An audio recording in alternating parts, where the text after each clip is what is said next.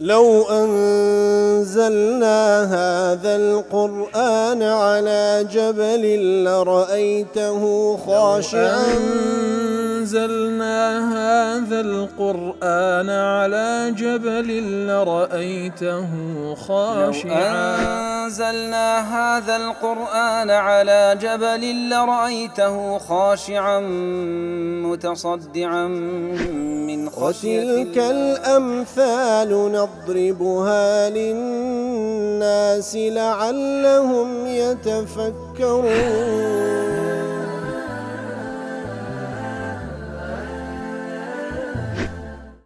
الحمد لله والصلاة والسلام على رسول الله وعلى آله وصحبه ومن والاه. السلام عليكم ورحمة الله. برزان خوش حالم لواني 1002 لواني كان تفسير القرآن بيروز بيم وخزمتان بما بس رزامندي رب العالمين وهوادان مئوي آزي السودي لور بقرن. أعوذ بالله من الشيطان الرجيم. اتخذوا أحبارهم ورهبانهم أربابا من دون الله والمسيح ابن مريم وما أمروا إلا ليعبدوا إلها واحدا لا إله إلا هو سبحانه عما يشركون. بەڵێ خۆشەویستان دیارە وەکلەوانی ڕابردوو وانەی پێشووتریش لە خزمەت دعاتی پیرۆزەدا بووین کە رب العالمین لە باسی جوولەکە و دیانەکان دەفەرمی ئەوانە کەسانێک بوون جوولەکان ئەحبار و عولەماکانی خۆیان کردبوونە خوا والعیاذ بالله و هەروەها نەسرانیەکانیش ڕاهیبەکانی خۆیان کردبوون بەخوا و هەروەها والمەسیح ابن مەریەم عیسای کوڕی مەریەمیشیان بەخوا دەزانن والعیاذ بالله لكاتێکدا وما أمروا إلا ليعبدوا إله واحدا فەرمانیان پێ نەکرا تەنها بەپەرستنی یەک زات کەوا لا إله إلا هو هەر ئەو زاتەیە ئیلاهو پەرستراوی بەحەقیقیە سبحانه عما يشركون پاک و منەزەهی لە بۆ ئەو زاتەی لەو شەریکەی کە ئەوان لۆی بڕیار دەدەن. لا تفسير واحد دەڵێ من اعتقد طاعة أحد لعينه أو لصفة فيه. هەر کەسێک اعتقادی وابی باوەڕی وابی کەوا کەسێک شایانی ئەوەیە تاعەی بکرێ بە مطلقی جۆرالی بکرێ بە مطلقی لعینه ئەو لصفة فيه لەبەر خودی خۆی یان لە بۆ صفتێک کە تێیدا فأطاعه في خلاف ما أمر الله ئیتر جۆرالی بکە لە شتانێک کەوا خلافی فەرمانی الله تعالى فهو من الذين ذكروا في قوله تعالى ئیتر ئەویش لەو کەسانەیە کەوا لەو ئاەتە خوای گەورە دەفەرمی اتخذوا أحبارهم ورهبانهم أربابا من دون الله إنهم كانوا هل درجة قسكان إنهم كانوا يعتقدون وجوب طاعة أحبارهم فأخبر الله تعالى إنهم اتخذوهم أربابا كواتا أوانا كسان يقبون دانقو واجبا لهموش تيك جورالي علماء كان ما بكين يعني مقصد يعني أجر خلافي كتاب إخوائي قورج بي لو إخوائي قور فرمي أوانا علماء كان إخوان بخوا دانا والعياذ بالله چونك لا طاعة المخلوق في معصية الخالق هو قاعدة نهبي هز مخلوق هيك جورالي بكري لكاتك دا كوا فرمانكي أو معصيته مخالفي أمر إخوائي قوري تدا. لا مجموع فتاواها تدلي هؤلاء الذين اتخذوا أحبارهم ورهبانهم أربابا أوانكوا أو جولك وديانانكوا أحبار رهبان كانوا خوان كذبوا أخوا والعياذ بالله حيث أطاعوهم في تحليل ما حرم الله كاتك وجوراليان ذكردن لحلال كدني أو اشتك الله تعالى بحرام دانا وتحريم ما أحل الله وأهلها بحرام داناني أو الله تعالى بحلال دانا يكونون على وجهين بدوش يوازنوان أحدهما أن يعلموا أنهم بدلوا دين الله كوات أو كسا دزاني كوا فلان كاس أجر بناو عالميشا دزاني أو ديني خواي تبديل كرديا فيتبعونهم على التبديل كواتا لقل أوش أو ذا دزان قوريت ديني خواي قورو أو ذا اتباع الشان دكن فيعتقدون تحليل ما حرم الله وتحريم ما أحل الله يتر اعتقاد يانوايا كوا دبي أويك أوان ديلين أجر خواش حرام كر مادام قلت حلالة وأويك خواي قور حلال كمادام حرام كردي حرامة اتباعا لرؤسائهم لو حالته بس لبرأوي اتباع وشوين كوتي سركردكان يانبن مع علمهم أنهم خالفوا دين الرسل ودزانا أوانا مخالفي ديني بيغمبرانيان كرديا فهذا كفر أو كفر، وقد جعله الله ورسوله شركا. الله تعالى وبيغمبر صلى الله عليه وسلم أو حالتين بشرك ناو برديا. وإن لم يكونوا يصلون لهم ويسجدون لهم، أجرتي نويجو سوزدشيان لبو أو كسان ندبر مجرد شوين كوتيان دبن لويكا أوان ديني شي مخالف لقل ديني خواهي قوري بازا كان أوان شوين كوتيوانن أو كواتا أو كفر وشرك شيان كريا أجر سوزدو صنمي بأجر سوزدو نويجشيان لونا كان. حالة دوام أن يكون اعتقادهم وإيمانهم بتحريم الحرام وتحليل الحلال ثابتا.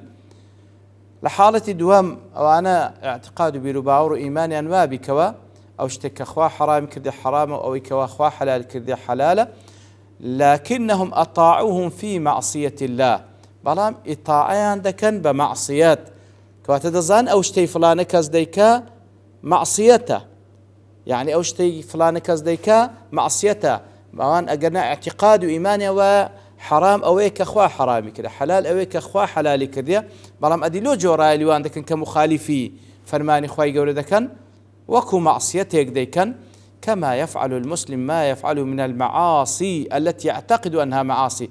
وكو مسلمان زور زاران قناه دكا ودا الزاني قناحا، فهؤلاء كواتا لبر هوا وآرزوا يأخذ لبر مصلحتك، فهؤلاء لهم حكم أمثال من أهل الذنوب. كواتا أنا حكمي هاو الشوي خوان هيلا بابلين من أهل الذنوب وأنا كوا قناه بارن، كما ثبت في الصحيح عن النبي صلى الله عليه وسلم إنما الطاعة في المعروف. كانت الطاعة تنهى لمعروف ولو اشتك خواب حلال دانا. كانت براستي شيخ الإسلام أو دحاتي ليك زيكتو أجر اعتقادي وابي أو كسا كوا تحليل التحريم دكا مخالف دين خواي قولو أو حقي بيبدا يتروا بي كافر دي بي مشري دي، بلام أوي دوام نا اعتقادي واك وحلال وحرام حق إخوة سبحانه وتعالى. أدي لو جورا اللي كسانش كذا كاتن لا معصية مخالفة وكو هوا أرزويك وكو معصيتك وكو هر مبرر يشديك وكو أهل ذنوب طلع وحكمي هاو الشيوي أهل ذنوبه لو حالت تجاوز لقى حالتيكم. لا محرر دلي قول الله تعالى عما يشركون، سبحانه عما يشركون، فيه دلالة على إطلاق اسم الشرك على اليهود والنصارى. كواتا أوش يقلب القكانك وخواي قول سبحانه وتعالى يهود ونصارى بمشركنا وبردية، سبحانه عما يشركون، باك منزهي لبو الله تعالى لو شركك ويهود ونصارى ديكن. لآتي دوات الدفرمي يريدون أن يطفئوا نور الله بأفواههم، أو أنا ديانوي نوري الله تعالى بفوي دميان بكجنوا، ويأبى الله إلا أن يتم نوره. الله تعالى قبولناك إلا نوري خوي بقيني تسر ولو كره الكافرون، أجر كافر كانش بيان ناخوش بي. وكل تفسير بقاعدة لما وهى الله سبحانه أمر أهل الكتاب من جهة استنادهم، كاتك ورب العالمين كارباري أهل كتابي بضعيف لاواز دانا لويكوا استناديا لسشتيك نيكوا وكو بلغيد سر بينو، زاد ذلك توهية من جهة مرادهم أو زاد زياتر أو زالة خواهي قولا كارباري أهل كتاب بلاواز دادني لويكوا أديم بستيانسيا بالإعلام بأنهم بقتال لأهل الطاعة، كاتك وأوان قتال لقل أهل الطاعة ذاك المسلمان إنما يقاتلون الله تعالى، ما بس تكليرا قتاليا لقى الله تعالى، وأنه لا ينفذ غرضهم يتر أو ما بس أوان زي بزينابي بل يريد غير ما يريدون. يتر الله تعالى أوي أوان ديانوي خواي قول سبحانه وتعالى ويناوي، ومن المقرر أنه لا يكون إلا ما يريد سبحانه أو كوا معلومش أوي الله تعالى دوي هر أوذ بي. لتفسير سعد جدالي فلما تبين أنه لا حجة لهم على ما قالوه، كواتكاتك وبديار كود أوان هيز بلغيتش يعني لسر أقصي كذي كان، وإنما هو مجرد قول قالوه وافتراه افتروه، كواتأوان مجرد أقصاني كذي كان مجرد قصي كذي كان افتراء كذي كان، أخبر أنهم أو جالي دا خواهي يقولوا هوال ما بيدا يريدون بوق سانيان ما بس يعني يريدون بهذا بوق ساني كأوان ديكن أن يطفئوا نور الله بأفواههم. وكل تفسير قاسم دله أن يخمدوا حجته الدالة على وحدانيته. أوان بوق ساني كذا كان داني أو حجة بلقي الله تعالى كوا بلقي لسر وحدانيته يكتا برستي أو أوان داني أو حجة يخمدوا دايمر تشينن وتقدسه عن الولد وهروها لباك منزهي الله تعالى لو كوا ولدها بي أوان داني أو حجة دامر تشينن أو القرآن أو نبوة محمد صلى الله عليه وسلم. يعني أوان داني قرآن وبيغمبريات محمد المصطفى صلى الله عليه وسلم بقسكاني دويان لا بدنو بابرين نيهيلن. وكل تفسير السعدي دله يريدون يطفئوا نور الله بأفواههم دله ونور الله دينه الذي أرسل به الرسل وأنزل به الكتب. كواتا أو ديني كالله تعالى بيغمبراني بيروانا كردية وكتابي بي دابزاندية وسماه الله نورا. أو ديني الله تعالى ناوي لنا نور لأنه يستنار به في ظلمات الجهل والأديان الباطلة. لبروي بو ديني تاريكاي نفاميو وهروها تاريكاي دين باطل كان هموي كشف دبي فإنه علم بالحق وعمل بالحق. أو ديني الله تعالى بريتلا علم بحق وتشار زام برامبر بحق وكار كردن بحق وما عداه فإنه بضده لغير دين الله تعالى بيتسواني أو باطلة. فهؤلاء اليهود والنصارى ومن ضاهوا من المشركين زولكو ديانا كانوا أواني كوا بواندس لمشركان يريدون أن يطفئوا نور الله بمجرد أقوالهم. وتوان مجرد ديانا أو نوري الله تعالى بس بقسكان كوا بدو ديكن أو نوري دامر تشينن أو قصي أوان التي ليس لها عليها دليل أصلا هزب الجيشان بينيا. لتفسير محرر دله أي يريد اليهود والنصارى أن يبطلوا دين الله الإسلام زولكو ديانا كان ديانا دين الله تعالى كإسلام لاببا بما يقولونه بألسنتهم بوي أبوخساني كأوان دي كان بزمان إخوان من تكذيب للحق وافتراءات عليه لوي كوا أوان ديانا حق بدرو دابنن وهو افتراء لسربكان. ابن عاشور دله في إضافة النور إلى اسم الجلالة بقوله نور الله كاتك أو نوري لذات بال الله تعالى إشارة إلى أن محاولة إطفائه عبث.